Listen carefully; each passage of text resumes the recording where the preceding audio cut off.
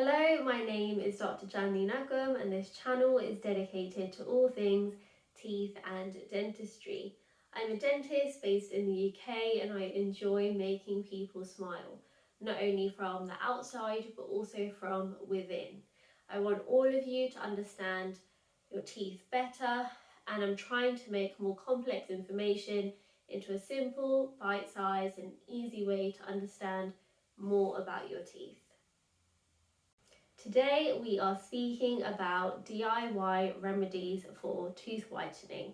Now I'm sure that many of you have probably seen an Instagram reel or a TikTok of people making random concoctions of things in the hope that their teeth will whiten. So does this actually work?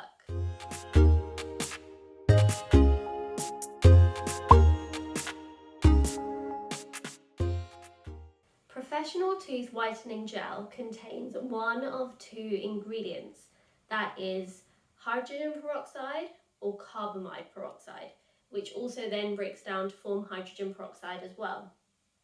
So why is it that now we have strawberries, lemon, banana peel, all these other household items now claiming that they can also whiten teeth?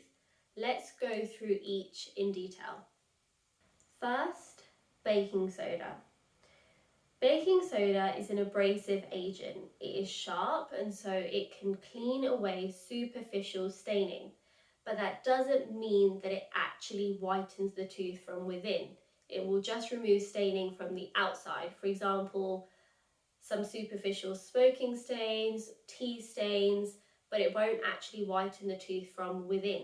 So you might find that using baking soda will help for the first few times that you use it, but after that it all remains quite stagnant because it isn't whitening the tooth from the inside. It's only really removing superficial staining.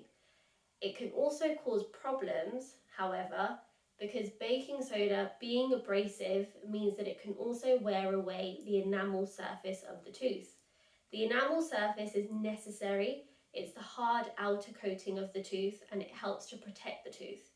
Not only that, but the inside layer of the tooth, which is called the dentine, has a bit more of a yellower appearance. So if you're rubbing away the tooth to the extent that you're removing the enamel, you're showing through bits of the dentine underneath it, which is actually yellow in the first place. So it could be a catch-22 situation where you're trying to whiten your teeth, but in the process of whitening them, you're making them more yellow. Next, lemon and apple cider vinegar. Both of these I've paired together because they are both acidic. So it's not doing your teeth any good by rubbing acid all over them. That's the reason why people get things like erosion, because you're wearing away the enamel surface. You're not doing any good by rubbing lemon or apple cider vinegar onto the teeth because, again, it's the same situation. You're rubbing away the enamel. That shows through dentine from underneath, which actually shouldn't be the case. The enamel needs to be hard and strong, and it's there for a reason. Next up, banana peel. So the United States Department of Agriculture stated that a typical banana contains 422 milligrams of potassium, 322 milligrams of magnesium, and 3 grams of fiber. And the word is that it's the high mineral content of the banana peel that helps to whiten teeth.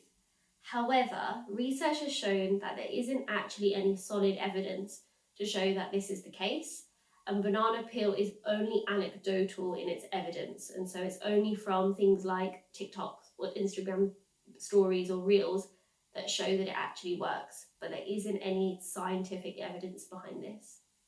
So what happens if you do use a whitening gel that contains either hydrogen peroxide or carbamide peroxide, but you can find it online for much cheaper than your dentist providing it for you? Hydrogen peroxide or carbamide peroxide is a strong chemical and it shouldn't be messed around with. Dentists are trained in its usage and they will only recommend whitening products which are considered to be safe. Some concentrations available online are too strong to be using on your teeth. It's recommended to go to a dentist because they know what they're doing and it's safe. You can be reviewed or seen to whenever necessary, and there are also harmful side effects that can happen if whitening is not done properly. For example, you could get chemical burns if the gel seeps out because the trays haven't been made properly, or you're using too high a concentration, and that's only one side effect. It's always best just to have treatment seen to and reviewed by someone who knows what they're doing. Hopefully this video has taught you not to believe everything is real online. It's important to do your own research and find out from someone who knows best in that field, especially when it comes to your own body and your own health. If you found this video useful, please do click the subscribe button and hit the thumbs up.